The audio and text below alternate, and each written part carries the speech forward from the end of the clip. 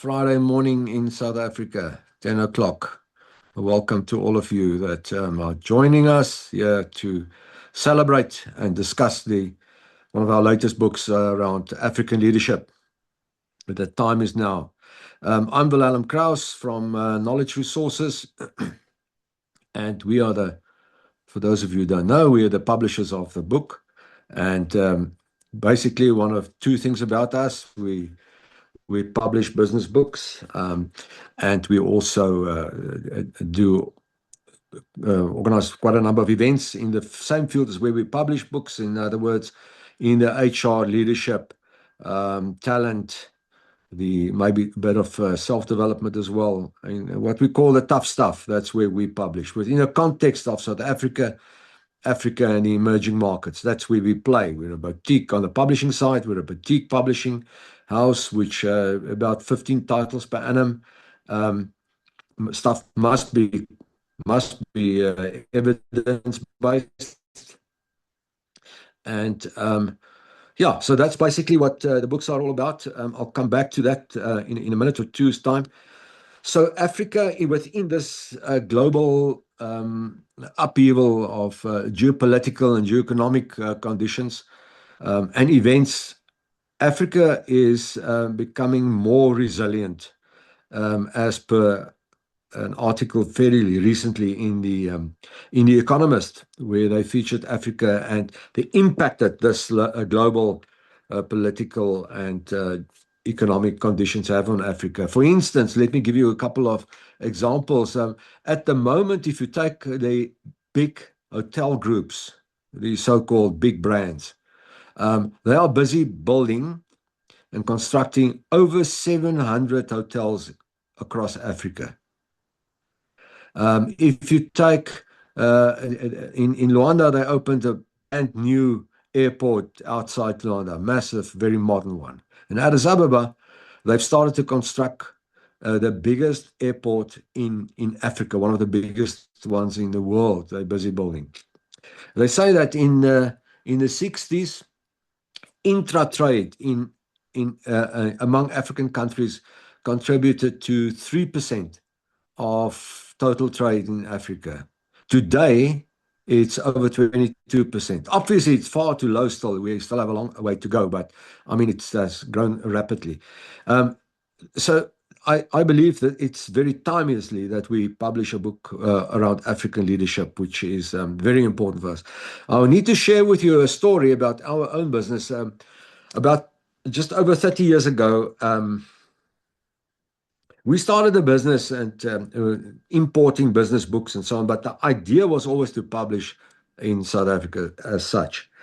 And I was on my way in the car, on my way to Toyota to go and buy a new car. And this is now about 30 years ago. And then on the way, I thought, wait a minute, we're not getting this publishing site off the ground, our own publishing business. I'm going to turn around, use that money rather to invest in the publishing side. And the very first book that we published then was this one. I don't know whether you can see it. African Management, which was then edited by Peter Christie, Ronnie Lessem, and the late Lovemore Mbigi, with various other people. And it was about African management philosophies and so on. And even up to today, when they write academic articles around Africa and leadership and so on, it's been quoted extensively, this specific book. So for us, it's very exciting to be involved in this new title, African Leadership. Now, if you will allow me, the idea for this morning is basically, I'm going to introduce now our panelists, and we're going to have a discussion around the book, and certain areas in the book. And then I'm going to give you guys can also, the participants can comment, or and then you can also obviously ask questions and so on. We have a discussion. Problem is, an hour goes quickly, so let's immediately jump in. So my first panelists, and I'm going to introduce the two editors firstly. The first one is Dr. Rika Viljoen.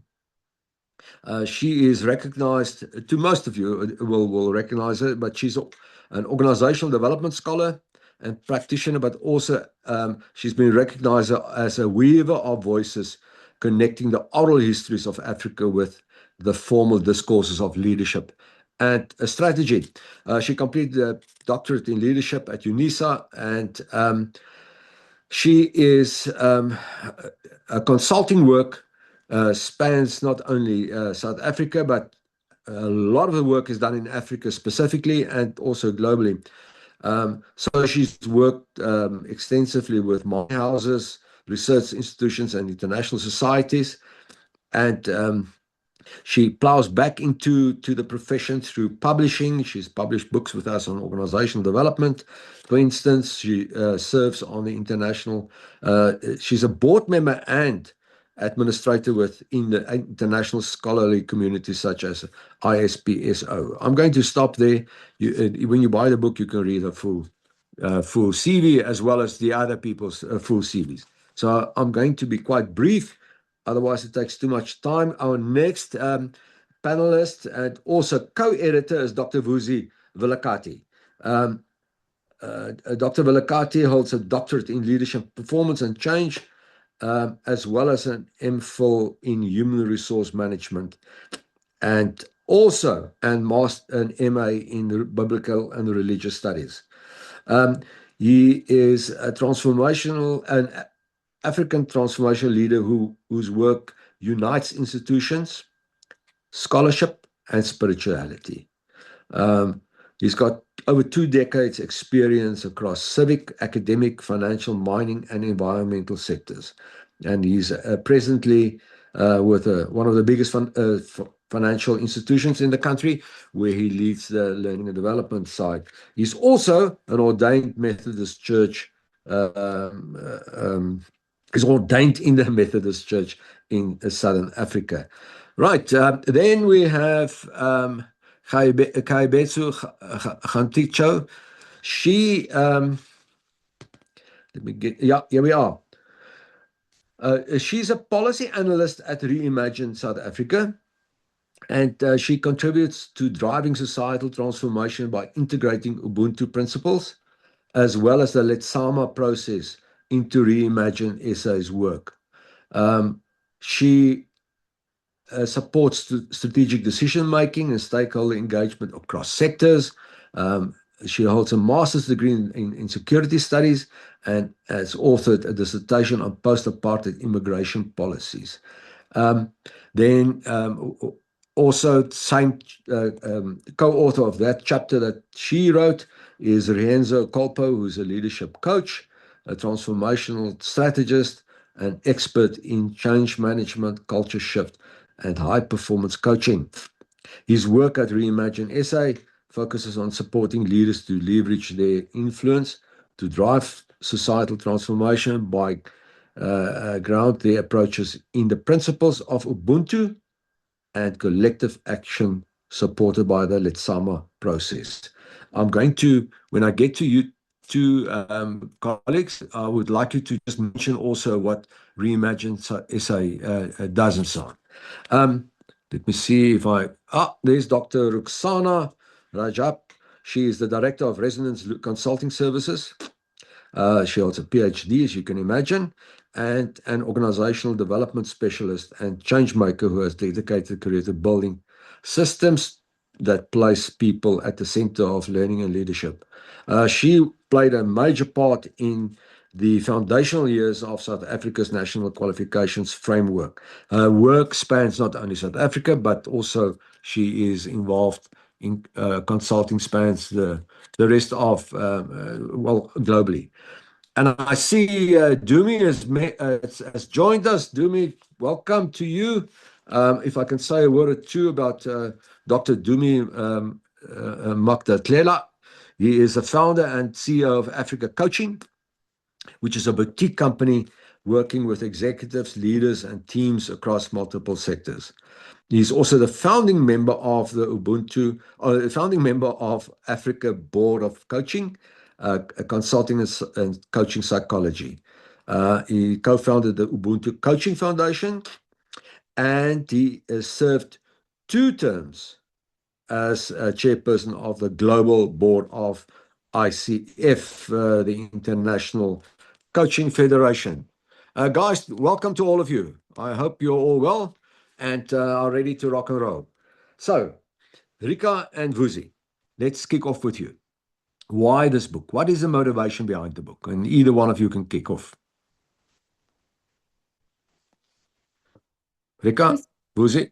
Let me start, but we see you can also join. And I do see that we have 2 other chapter authors also here, and I will arrange it afterwards.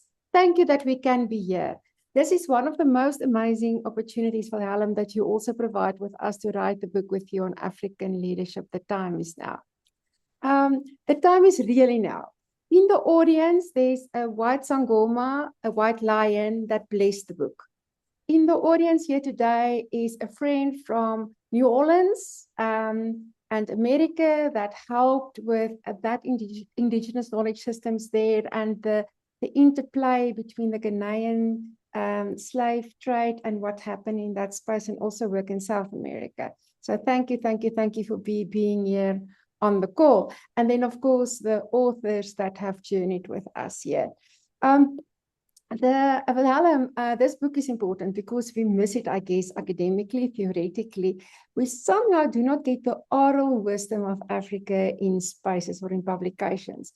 And a lot of African friends and colleagues and family have joined forces here in an attempt to speak in the spaces in between what we publish and what we say, what we think and what we are, and in a way to integrate or to bring it together, to hold in the cauldron of diversity and human capability, and maybe even so far as evolution. It's a time to remember soul. We have become so electronically dependent on each other. So I would have loved to hug all of you and sense you and ask, where do I find your spirit today if I could, but I can't, because of this interface. But I also can see you, right? So there's all these benefits that new ways of doing things have, but it sometimes misses the very nature of being human. And so the book was an attempt by that. It was blessed by African elders, really. Jay Naidu wrote, Dr. Rampeli Mampeli contributed and wrote, Luvio Madasa wrote with his history and what the work that he does, and his friends that's here on the call as well. Friends from West Africa spoke about we need to do it. Friends from the DRC asked us to write. There's huge interest in Africa, I guess, and maybe the time is now to speak, and maybe to speak in a way that's true and authentically us. So, Wilhelm, thank you for that. Your first book was on African leadership. It definitely impacted my theoretical stance, my academic stance, and later I realized that Western ways or published ways of making sense out of dynamics often miss the case. So I'm so thankful that we can have this conversation today and be here and engage on this topic. Thanks. Rika, thank you very much. Vusi, would you like to add to that? Thank you, Wilhelm. Thank you, everyone. It is indeed a wonderful and a beautiful moment for us. And indeed, the time is now to capture Africa's stories. The tapestry of leaders that I wrote in this book come from different sectors. They are coaches, they are leaders, they lead organizations, they are leading organizations across the different sectors. For example, there is even a bishop here who was an activist and was in prison, Bishop Sidwell, that also wrote about liberation and how we learn from those liberation stories. But at the heart of what we're saying, to echo Rika's words, the book is a deep listening from all of the leaders that are on this call in the intersection of what organizations are doing, what academic stories and literature is doing, and the experience of leading real-life organizations and changing those. The intersection of that, the philosophical grounding of that, the experiential kind of understanding of what that is, and bringing story, bringing wisdom, and bringing all of those things together into the same room. And for me, that's the wisdom of it. Over the last month, one of our authors, Reverend Mukhumutsi, has been running a series of Bible studies and taking some of the leaders in this call to just tell stories around Africa. And there's no timely moment than this, Wilhelm, that you have asked us to do this online session on the eve of Africa Day, and in this moment in Africa, particularly in South Africa, where the complexity of what Africa's challenges are, economically, politically, and many other aspects, in terms of what does it mean to honor Africa's wisdom and honor Africa's heritage, and to honor African people and allow their stories, their places, and the context to inform the future that we're creating. So thank you again for your commitment as a publisher to Africa, and your commitment to listening between scholarship and practice and telling the stories in a way that makes it really palpable and tangible for everyone that's leading organizations in this continent. Thank you. Great. Again, as we move on to the other panelists, I would like you to just highlight the main features of the book, please. What stands out? Well, I think everything stands out, by the way, but I mean, the point is the main features of the book, what is covered and so on. And you can kick off, Vusi. So in the book, there's a number of, there's a collection of work. There is some work that's really about grounding Africa in Africa's consciousness. There's a chapter written by Dr. Dumi around Ubuntu and young people and leading to Africa's future and coaching the leaders that are emerging in Africa to create that future. There is work around resilience. Ruxana wrote some work around what does it look like to really think about leadership resilience and resonance in this kind of industry. There is work about storytelling. I'm drawing from wisdom in the heart of Ghana, and we look at how does storytelling really speak to the future of this continent and its priorities. In that moment, there is even a metaphor that in Africa, you send one man down, a good man up a tree, they bring fruits down. You send a bad man up a tree, they don't bring anything. Simple wisdom that can be translated. And then there is also the story that Africa's historical timeline moves across different places. There is a need to think about intergenerational trauma in organizations. How does that look like?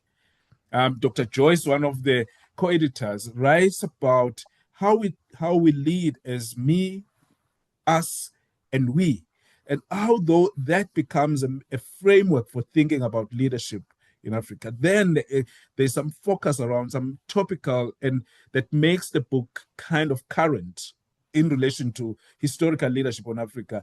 How do we lead in this kind of Gen AI industries? And how do we then think about the human digital kind of connect? And how do we remain human as we advance and take on all of these new trends? There's a collection of about 19 chapters that cover a tapestry of all of those voices. And we are so grateful to all of the scholarship that's in this room for having been in partnership with this. If you think of it, if you take Reimagine SA, our authors will tell us a bit of a story.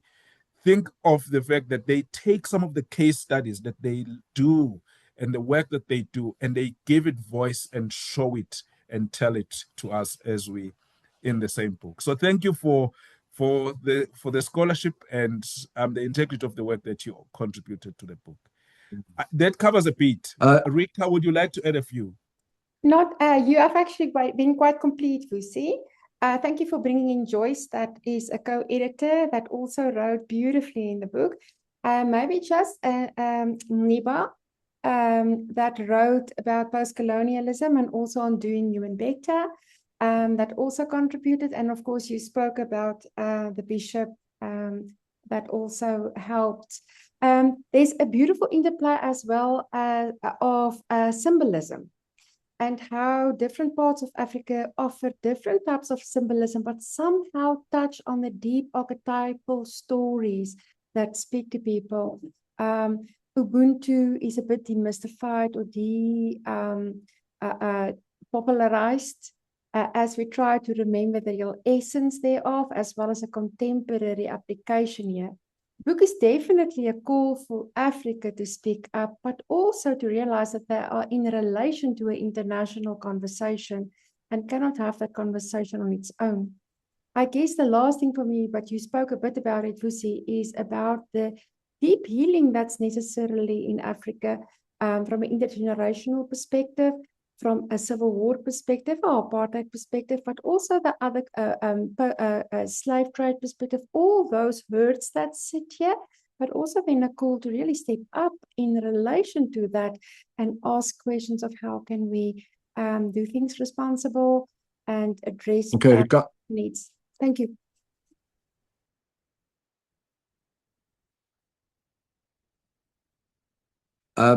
Thank you. I just want to double check here to my team. Can you guys hear me well?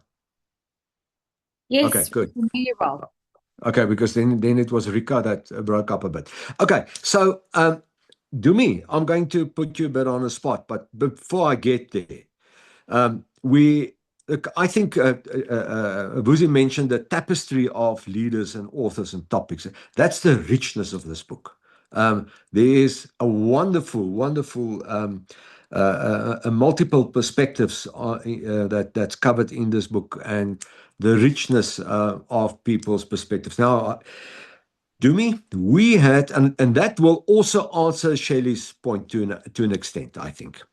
We had a launch last week at UJ, at the UJ Library. And the bulk of the people who attended were students, postgraduate students. And they asked, some of them, we had an open discussion, and there was a bit of a disillusionment about Africa's, let's call them more political leaders. And the lack of actually Ubuntu that they show. So here's my point, and my question. Your chapter, amongst others, talks around it talks around the Ubuntu intelligence, which you calls the soul print of leadership. Rightly so. Can you allude a bit to that? Thank you, Willem. And thanks, Rika and Vusi and all the authors here and Joyce, the co-editors and the authors in here, and Knowledge Resources. Thank you for the amazing work and the commitment to help us tell our stories. So really, really appreciate that. Quick check, Willem, I had issues with my audio. Tell me if you can hear me loud and clear. No, I hear you well. Okay, thank you. So Shelley, thank you for the question. And the one big thing about this, that almost like we have to justify and motivate, why do we have any African perspective around this? But besides the fact that Africa is the motherland of humanity, I can go there, I can spend a lot of time there, but I'm going to answer your question, Shelley, directly, and Willem, the way you framed it. We need to tap into ancient wisdoms and coming back home to humanity, to who we are as human beings. We know that now that, and Rika, you touched on Western ways of being. What we're seeing now around the world is that more people are looking for ways that connect humanity and human beings to each other. And we have that in the concept, the practice, and the philosophy of values of Ubuntu. And it's more than I am, because we are. It says we need to value everyone else's gifts. When we do that, we harness and tap into all our geniuses. And African wisdom in this book is it's such a rich collection of approaches and perspectives that tap into wisdoms, unapologetically saying this is who we are as human beings located in this part of the world called Africa. And we have to deploy, tap into, unlock, and unleash our gifts in those young people you're talking about, Vilalam. And we have this. This is one of the best books on leadership right now. And it should be number one everywhere else, not just exclusive in CNA, in every bookstore, because it touches exactly on that. It's such a gift in itself. So congratulations to our editors, authors, and knowledge resources for putting us on the map around the world. Very, very powerful. Thank you, Dumi. I want to ask this, yeah, you can maybe, people are going to ask us, where's the book available? Maybe just give the link as well, post the link again, and then to the book. It is available at Exclusive Books, Amazon, and for those who are in academic environment, for your libraries, it is available on EBSCO and also ProQuest, and some other platforms which you normally use. All right, thank you, Dumi. Let's move on now. I'm going to ask Rienzo and Kayabetse to talk around Africa's resilience and a perspective on resilience in leadership from an African perspective. And at the same time, share one or two things about Reimagine SA. I don't think everybody is well versed with what you guys, the good work that you guys are doing there, please. So Kayabetse and Rienzo, can you guys kick off, please? Yes. If you don't mind, Rienzo, may I please just start off with representing who we are. So Reimagine SA, we are a nonprofit organization, and we're focused on facilitating societal transformation through dialogue, conversations, collaboration, and through our indigenous knowledge systems. And our work essentially brings together communities, governments, traditional authorities, academia, private sector, everyone to come together and essentially co-create solutions to our complex societal and developmental challenges. And central to our approach in our work is the philosophy of Ubuntu and the Letsema process. And in the book, in fact, myself and Professor Gerda, we actually wrote chapter 11, titled Reimagining South Africa's Future, Ubuntu and the Letsema Process for Societal Transformation. And it was edited, by Dr. Mampela Rampele and Luvuyo. But essentially, in that chapter, we look at how African indigenous knowledge systems can help us rebuild fragmented societies. We look at the theories of Ubuntu, and we know that Ubuntu teaches us interdependence, compassion, dignity, and mutual care. And then we also introduce the Letsema process, and that essentially looks at indigenous African collaborative processes that are rooted in Ubuntu. So the Letsema process is all about collective problem solving, shared ownership, and dialogue, between different groupings to try and understand one another. That was essentially the chapter we wrote on. And I don't know if Rienzo wants to come in and talk about resilience in Ubuntu. Thank you. Thanks, Kia, and thanks, Wilhelm, and the panel. As I keep saying, it's an absolute honor to be in the same room as all of you and to be a part of this project.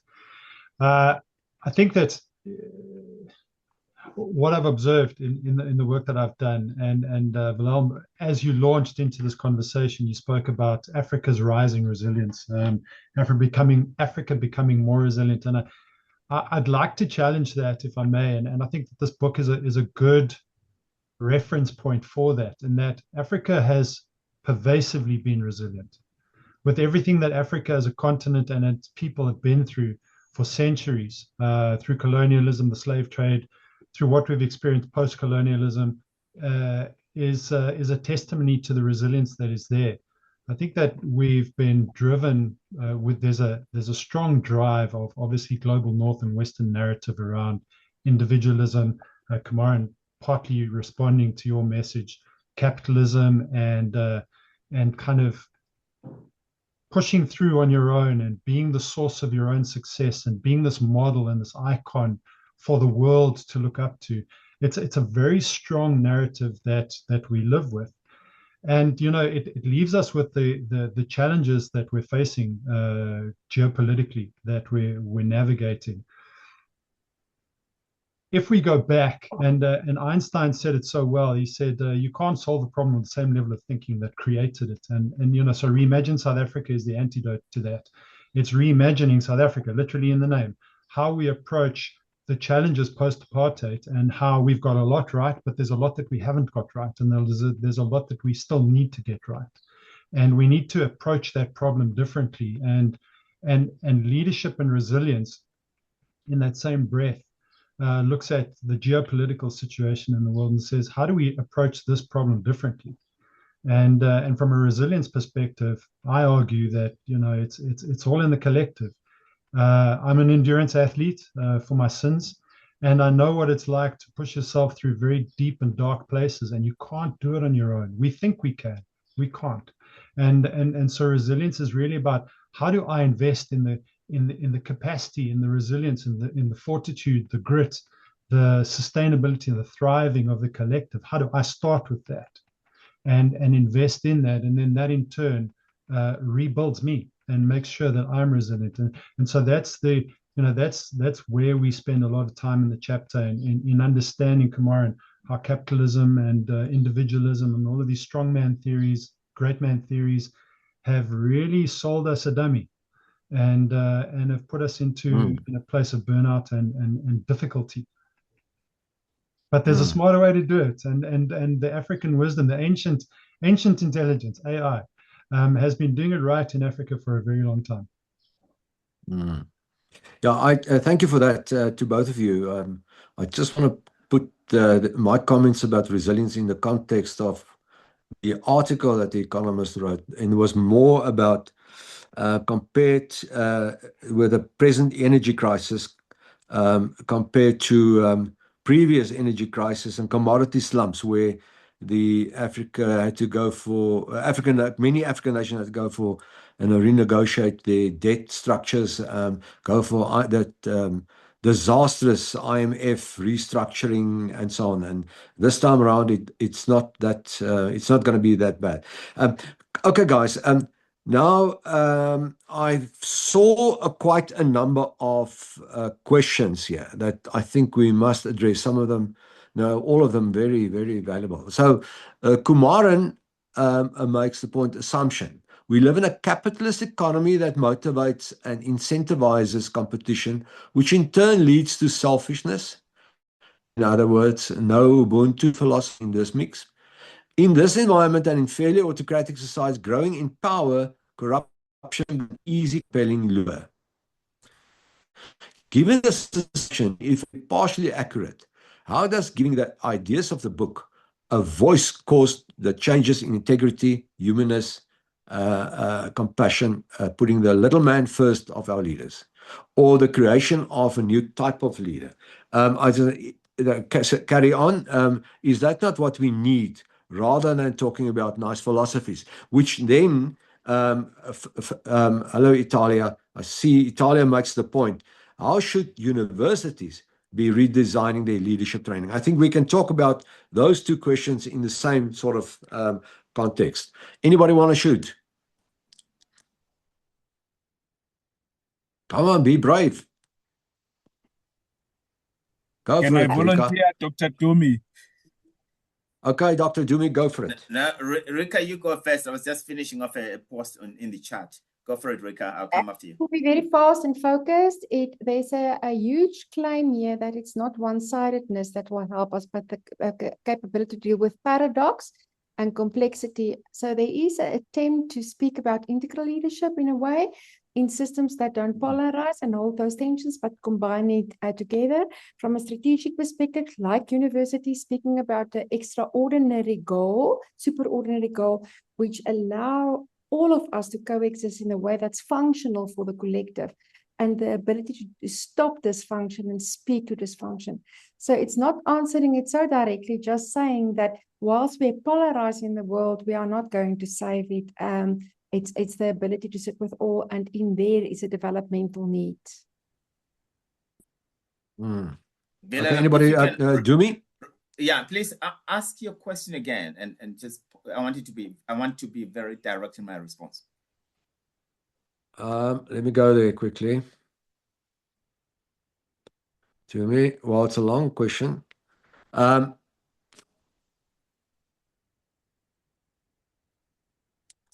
Okay, here we go.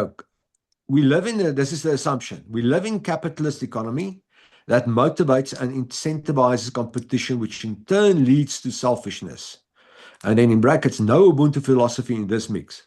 In this environment and in fairly autocratic societies, growing in power, corruption becomes an easy, compelling lure.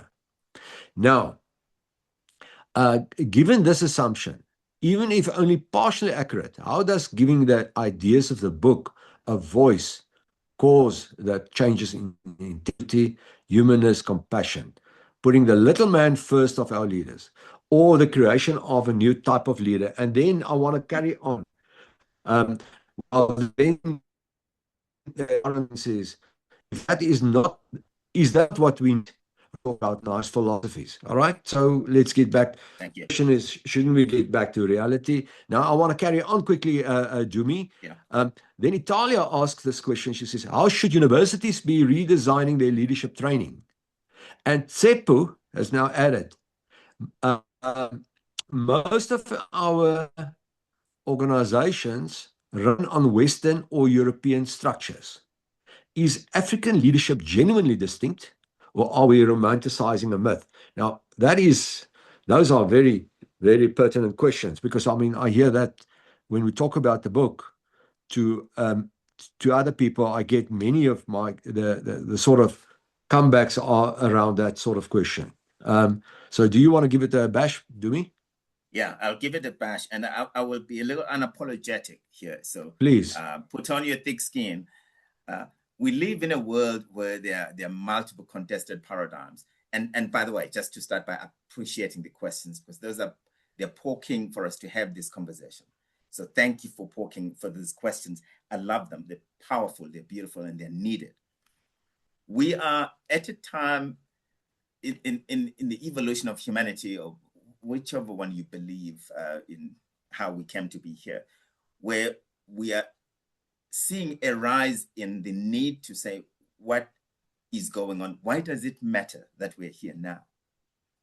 And this book, why this book is so powerful, because it challenges established narratives and paradigms around what is leadership, what is valuable, impactful, effective leadership. And it says that there are multiple perspectives. If you read every chapter very carefully, and I've taken time to sit with it and read, what it does, it challenges established paradigms around what leadership is and presents and offers the world something else. And this is why it says the time is now, tea is now, this is needed now. And capitalism is it's almost like there's a very brutal word, so I'll go straight to it. It's like capitalism will eat you up alive, and it does that. It works, but if you've got the resources to compete and do that. If you don't, this is why we are the most unequal society in the world, because we have allowed that to be the dominant way of being. It's got its roots, it's established, and it's eating its own children. And that's what capitalism is. But it doesn't take away from who we are. Africans with Ubuntu, or humans with Ubuntu, because when I say Africans, I mean everyone that recognizes that they live here and they're part of this continent. And a big part with that is that capitalism is here and is alive, and we need something else that will help us. Maybe capitalism have a little bit of a conscience around how we do that. If you read the chapters, it's rehumanizing shared spaces, businesses, government, and the rest of that. The reason why we have what we have is we have not paid attention or tapped into this wisdom that our ancients, our ancestors, everywhere in the world know. And I put something in the chat right now that tries to explain that. Ubuntu is not I am because we are. It's a very difficult way of being, because you've got to take into account others. And capitalism says, no, it's me, myself, and my shareholders that should win. And no, screw all of you. We got to take the cream out of it, and you can have the rest of it, leftovers at the bottom of the table. And so we've got to understand the context for this. So it's a subject I love, so that's why you picked on me on that. We're not romanticizing African leadership. We are actually offering the world something that is needed against leadership that's dictatorial, that the big boss is one that knows everything. No, it's not. We know that 65% of CEOs in the world, it's the Harvard studies that have shown that, are actually certifiable psychopaths. That's what capitalism does. You win if you have some kind of psychopathy in you. So we need to come back to being humane. And this book and Ubuntu and many others like this offer us something else other than what's been out there. This is why we need to teach people in business schools and universities, and that last question on that, something else, that there is something else other than what has been published so dominantly around the world. So we've got to challenge existing narratives and paradigms, and this book starts to do that. Thanks for that, Dumi. Can we come back to, you've touched on it now, and I'm going to ask the other panelists, maybe Vusi or anyone else that would like to contribute. Italia's question: how should we change the leadership and leadership training at universities and business schools, leadership and executive development programs? Can you maybe somebody tackle that for us? Can I just venture a bit, Willem, and just say, Please. I am 100% behind Dumi's comments and some of the beautiful comments that are coming here. There's two comments I want to make. The first is, in the book we speak about Africa as a place, and as a geography that is in conversation with the multipolar world. So the multipolarity of the world is a premise that we need to understand. So if we're locating leadership in Africa as a place, and then epistemologically as well, we're locating Africa with particular perspectives and frameworks of thinking. And then thirdly, we also look at Africa with priorities. Priorities of Africa, whether you track them through the key narratives of AU or NEPAD or all of these kind of developmental agents, even with SDGs, the global SDGs around what we are aiming for the world. If you take those premises, they become a formidable premise to say, what would it mean to premise leadership from Africa in conversation with other parts of the world? Almost looking at the global south and saying, how does it get into conversation with other parts of the world? That's the first thing. The second aspect would be, I like Prof. Renzo's ancient wisdom. Really, the book is about harvesting all of the forms of wisdom and putting them in conversation with other places. And if we take that collection of wisdom and begin the conversations with other parts of the world, it offers formidable wisdom to begin to, even for universities and every other part of learning and thinking, to base the conversation from Africa and move from that place. I would like to ask probably Ruxana to speak about resonance, because that is another factor that we are saying, what is this deep resonant factor around African leadership that we're needing to begin to speak to? And what are the poles of that begin to build an Africa perspective into thinking about leading and learning and really thinking about the future of how we learn in Africa? Thank you. Ruxana?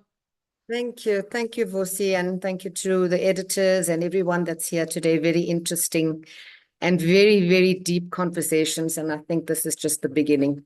But coming back to what Vusi is saying, what is resonance? And resonance is really this deep humanity that we are pushing towards to recognize in the face of technology. And we're saying technology is no longer a future conversation. It's already shaping how we work, how we learn, how we govern, how we communicate, how we make decisions. So the question no longer is around AI and the influence of society. It's really about how are we responding to what is happening around us.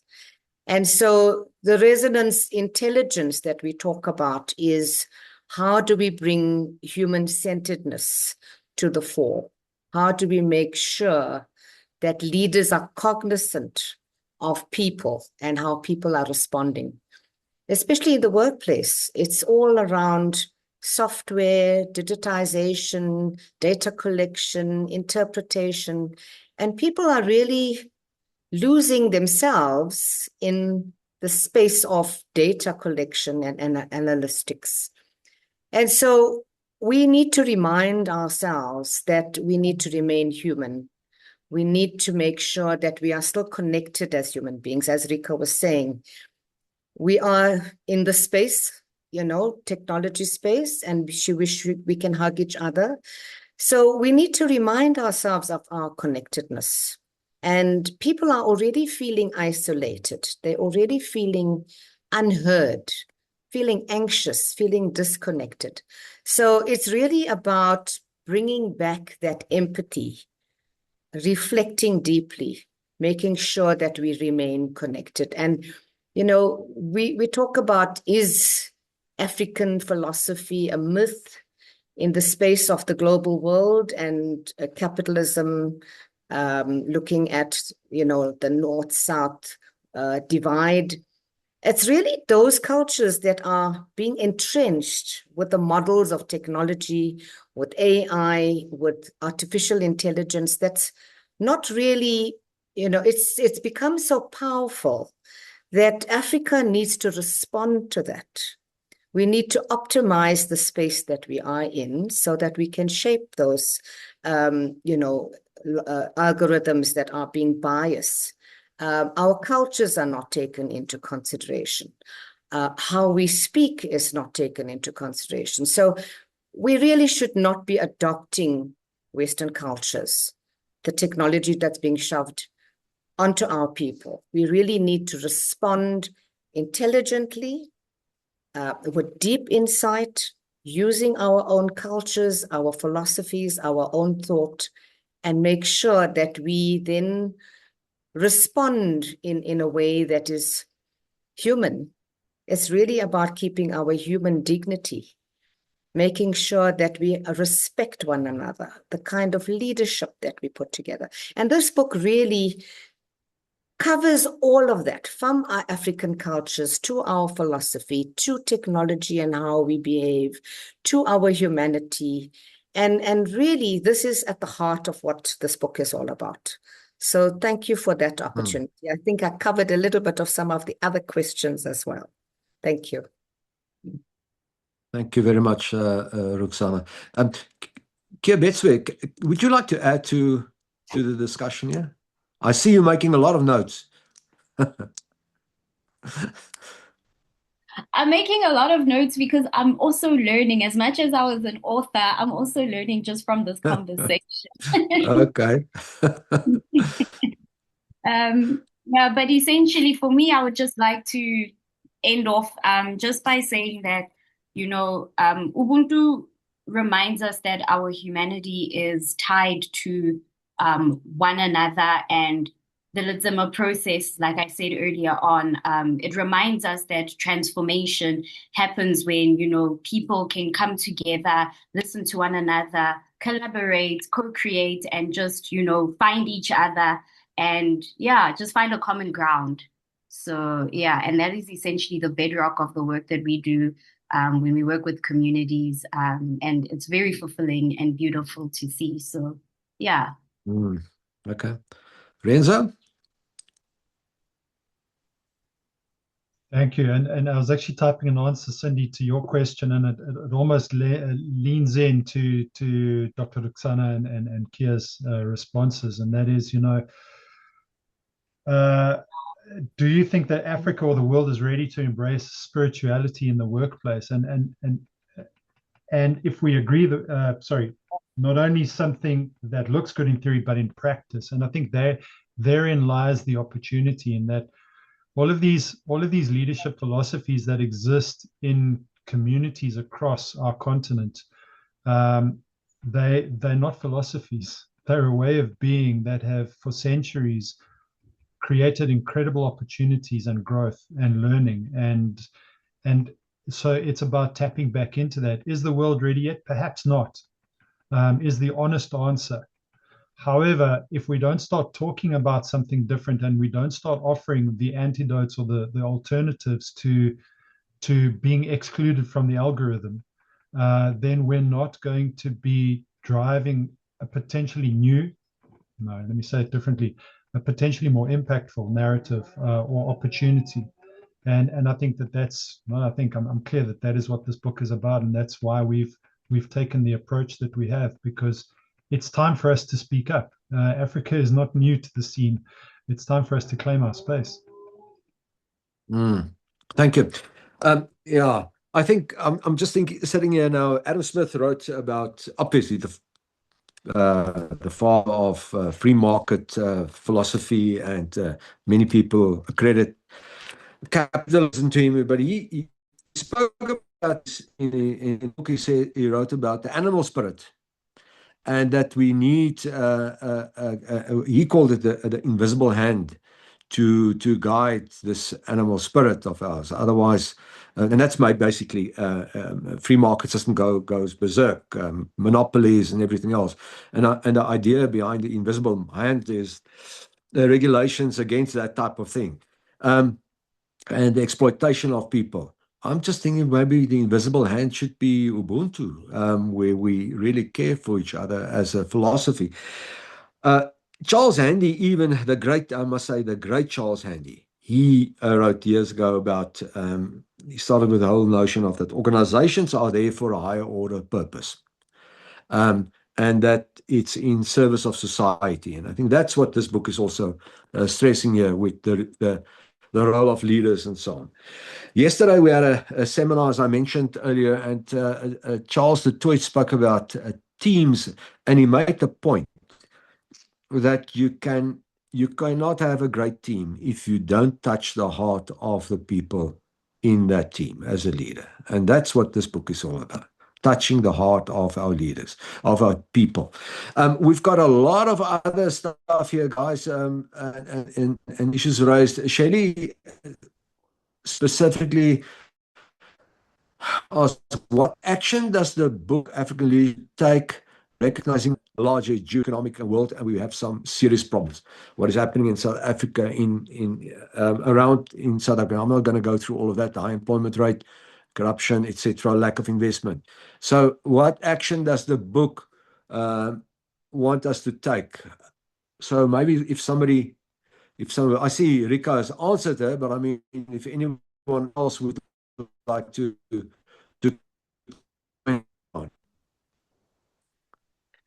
Thank you, Shelley. About you, Jumi.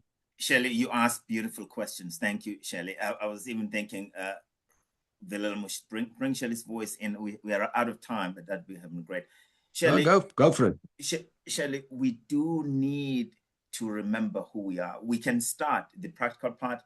Two things. One, we need to see each other as extensions of each other. That's one thing that this book reminds us of. We need to start doing that. Leaders actually need to see that they are extensions and not separate themselves from the people. That's what creates corruption.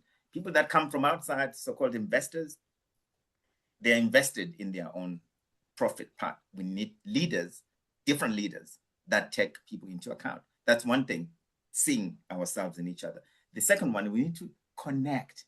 I love what Dr. Roxana said. Thank you for that. We need to connect. The first point of connection is greeting. We need to greet consciously. Just Sawubona tells us. Sawubona says literally, I see you. But we don't see each other. We see past each other. Because I've got boxes I've created. I need to fit into this box. If you don't, I walk right past you because you don't matter. And therein lies the problem. So 2 things. See each other and greet each other consciously, intentionally and mindfully, we need to know that and live it, that we are interconnected, inextricably so. Can I just add two things to Thank what you. he's saying, to the need to connect? And I think the other two things that I'd like to add is empowerment and agency, giving people back their agency, their right, human rights, which is something that we neglect. We don't look at another person, another individual, that they have their own rights, their own perspective, their own thoughts, their own families, their own connections. And you know, this is what I'm just adding to Dubi, you know, your issue of connection, your idea of making sure that we are human and empathetic at the heart of who we are as our identity. And so in the chapter, there is an action to call on resonant intelligence, the 4 pillars that you will read about. And one of the things is agency and empowerment, which is very powerful for us right now, to come back to who we are as individuals internally, and then how we put ourselves out there in the world and respect the other in terms of Ubuntu. Thanks. Roxana, while you were while you were talking, I want you to carry on in the sense that before we wrap up now, you mentioned the new technologies that's been forced onto, or to an extent forced onto Africa. Look, we're now entering the age of AI. How do you see that playing out, and how can Africa and leaders in Africa utilize these new technologies for progress and so on? Okay, so the greatest risk of AI right now. Sorry, am I on mute? No, I am on. No, you can carry on. Okay, I'm saying the greatest risk of AI is actually being irresponsible human beings right now. We have misleading information. We have algorithmic bias. We have surveillance. Wherever you go, Google's watching you, already knowing what you think, what you do, what you're buying. Everything is on an app. And Africa are really at the moment seen as passive consumers of technology, where it's designed elsewhere. We have little meaningful participation in shaping that technology around how it's governed, how it's designed, and the values that it is actually espousing. So we need to come back to what we call in the technology world digital sovereignty, where you take back ownership of your own data and your digital ID that you're going to build on. For example, in the education space, we have credentials, which is your qualification. We need to be able to design our own technologies around that, have ethical governance around that, talk about how we are inclusive with technology so that there isn't the digital divide that we talk about, you know, those that have and those that are in the rural spaces with no infrastructure. So technology is putting us at a further risk. And that's why in this chapter, we bring it to the heart of our conversation so that we are inclusive around that. The opportunities for Africa, Willem, you talk about is how do we engage with AI? How do we make sure that we add in our own perspectives? We should push for investments. We should literally ask leaders of big business to look at investing and putting back into Africa what's being taken out and making sure that it is inclusive of all. And it is an issue with, and you know, the question around what should we be doing with our curriculum at universities. This is something that we can talk about, investments, economic development, how are leaders responsible for the digital divide that's like escalating. It's actually taking over. I can talk about this for a day. I can continue. And I really think that let's bring it back to the conversation of economic development, disfranchising, making sure that we are all inclusive in the conversation. Where does the power lie in what technology is doing? So I divert a little bit from technology, but this is what we keep bringing back into that technology space and the impact that it is having. Yes. Thank you very much for that. Guys, we need to wrap up. This is, we contracted with our audience for an hour. We're going to go over a little bit. So I want to ask you, each one of you, look, you've contributed and produced a wonderful product. What is giving you hope? And I'm going to ask hope here in Africa. Renzo, I'm going to kick off with you. And then Kabetswe and so on. What is giving you hope? That we're having these conversations with them. It's a narrative that hasn't been had, and or not enough, and that we're having these conversations gives me hope. Okay, fantastic. Thank you. Kabetswe? Very similar to Rienzo's. For me personally, it's as if for me growing up, I was in my own little bubble, in my own little world, and having conversations like this, being in a space like this, it's truly giving me hope as, a young South African, and just reimagining what our future could possibly look like. So yeah, that's what's giving me. Thank you very much for that, Dr. Ruxana. I think it's a perfect time to come in when you have a young voice in the room. It's our young people that give us hope, so that they are part of the conversation, they're part of the team, they're part of the collaboration. And we should always, always have young people in the room with us. That gives me hope that we can pass on some of our so-called wisdom. We go off the path, but we keep coming back. We keep coming back, and we need to bring that conversation back to the center of our humanity. Thank you for that. And Dumi, what do you say? Yeah, just to add on to that, thank you, Dr. Roxana. Yes, young voices, but I made a note here, youth leaders that are Ubuntu aware and honor who they are, and not trying to be clones of Western young leaders who are themselves and honor and know who they are, and are grounded in African wisdom, because the time is now. Dumi, when I saw you cheering there, I thought you had a vision of Bafana winning the World Cup. So, okay. Hey, we can dream, right? We can dream. Yeah, let's dream. Yeah. Okay. Vusi and Rika, and while you are talking, you can just wrap up as well, if you want to have a final word in. Vusi? I'm deeply grateful for the conversation. I'm deeply enriched by the scholarship and the quality of the questions and the enriching questions that have come from the chats. Thank you to everyone that has been part of the conversation. Thanks to you for organizing this. My parting shot is we continue to write better scripts of what it means to lead in Africa. And in each note that you write and in each note that you sing, may Africa be richer and prosperous, and may Africa's children benefit from every move we make and every wisdom we share. Thank you. Thank you, Vusi. Rika? Intergenerational conversations make me happy and hopeful, like we are having. Remembering the old stories, like the story of the Sankufa that says from Western Africa that there's a little dot on a goose. There's no shame in looking back at the dot, remembering hurt and trauma. The shame is not doing something different about it.